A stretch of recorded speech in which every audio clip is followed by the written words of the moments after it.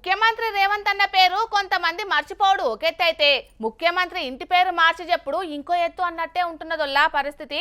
అనుముల రేవంత్ రెడ్డి కాదు, అబద్ధాల రేవంత్ రెడ్డి, ఎగవేతల రేవంత్ రెడ్డి అని మాజీ మంత్రి హరీష్ అని అంటుంటాడు కదా. ఇక ఇప్పుడు టీఆర్ఎస్ పార్టీ అధినేత్రి కవితక్క కూడా ఇంకో పేరు పెట్టి పిలిచింది అలా. మరి ఎందుకు అట్లా పిలిచింది ఏం కథ పురాగాడ్చుకుందాం పాండ్రి.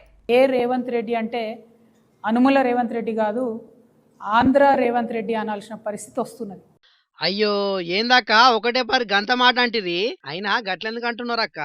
తెలంగాణలో ఉండేటటువంటి బ్రాహ్మణ పరిషత్తుకి చైర్మన్ను వైస్ చైర్మన్లు ఇద్దరిని కూడా ఆంధ్ర ప్రాంతానికి సంబంధించిన వ్యక్తుల్ని ముఖ్యమంత్రి గారి పర్యవేక్షణలో కాంగ్రెస్ ప్రభుత్వం ఏర్పాటు చేయడాన్ని తెలంగాణ రక్షణ సేన చాలా తీవ్రంగా ఖండిస్తుంది. ఎందుకక్క గట్ల అంటున్నారు? గంతగానం కోపం వస్తుంది ఎందుకో మీకు?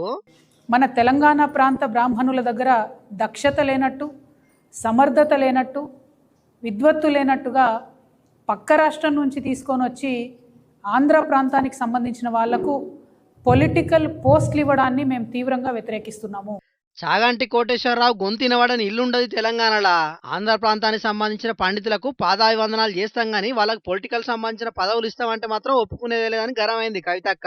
బ్రాహ్మణ పరిషత్ చైర్మన్ వైస్ చైర్మన్ ను వెంటనే తొలగించాలని డిమాండ్ చేసింది. ఇక ఇదే కాదు, సీఎం రేవంత్ రెడ్డి మాజీ మంత్రి హరీష్ రావు బంధం గురించి గిట్లా మాట్లాడింది. గుంపు మేస్త్రికి గుంటనక్కకు ఏం కూడా లండన్లో లాలూచి జరగకపోతే మీరు అర్జెంటుగా quit pro quo case file చేయాలి హరీష్ రావు గారి మీద. ప్రతిపక్షాలు ఉన్న వాళ్ళు ఏం చేసిర్రు? వాళ్ళ మీద ఎందుకు కేసు పెట్టాలక్క?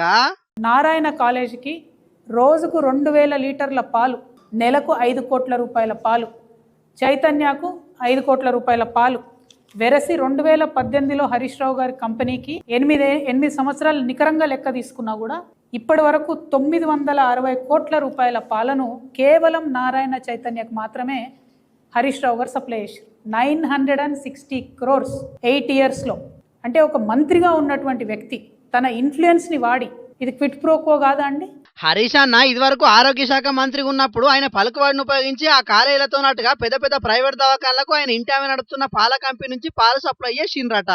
అంటే హరీష్ రావు గారు హెల్త్ మినిస్టర్గా ఉన్నప్పుడు యశోదకు భూమి ఇస్తారు, అదే యశోద నుండి ఆయన కంపెనీకి పాల ఆర్డర్ తీసుకుంటారు. మరి ఇది క్విట్ ప్రోకో కాదా?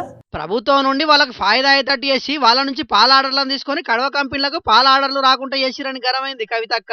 ఖచ్చితంగా దాని మీద విచారణ చేయాలని డిమాండ్ చేసింది. అంతేకాదు బీఆర్ఎస్ పార్టీ అవినీతి గురించి గిట్లా మాట్లాడుకొచ్చింది. పాల వ్యాపారం హరీష్ రావు గారికి, రియల్ ఎస్టేట్ పర్మిషన్లు మున్సిపల్ పర్మిషన్లు రామారావు గారికి, ఇసుక వ్యాపారం ఇంకోగలకి, ఇక చాలా మంది ఉన్నారు, ఒకటి కాదు రెండు కాదు. ఇట్లా వ్యవస్థీకృతమైన అవినీతి చేసింది. మరి ఏం చేద్దామంటారు చెప్పురక్క? ఇప్పుడు నేను ముఖ్యమంత్రి గారిని విస్పష్టంగా డిమాండ్ చేస్తున్నా, మీకు హరీష్ రావు గారితో గుంటనక్కతో ఏం లాలూచి లేకపోతే, లండన్లో ఏం అగ్రిమెంట్ జరగకపోతే తక్షణమే జీవో రిలీజ్ చేయండి. ఎనీ స్కూల్, ఎనీ హాస్పిటల్, స్కూల్లో 500 పైచిలుకుంటే జీవో ఇవ్వండి, విజయ డైరీ పాల్గొనాలని చెప్పండి. మరి ఆ కవితక్క డిమాండ్ల మీద సర్కారు ఏం నిర్ణయం తీసుకుంటుందో, ఇక క్విట్ ప్రోకో ఆరోపణల మీద మాజీ మంత్రి హరీష్ రావు సారు ఏం చెప్తాడో, బ్రాహ్మణ పరిషత్ చైర్మన్ వైస్ చైర్మన్లను తీసేసి ఆ పోస్టుల తెలంగాణలోనే పెడతారో ఏం కథనో చూడాలిగా.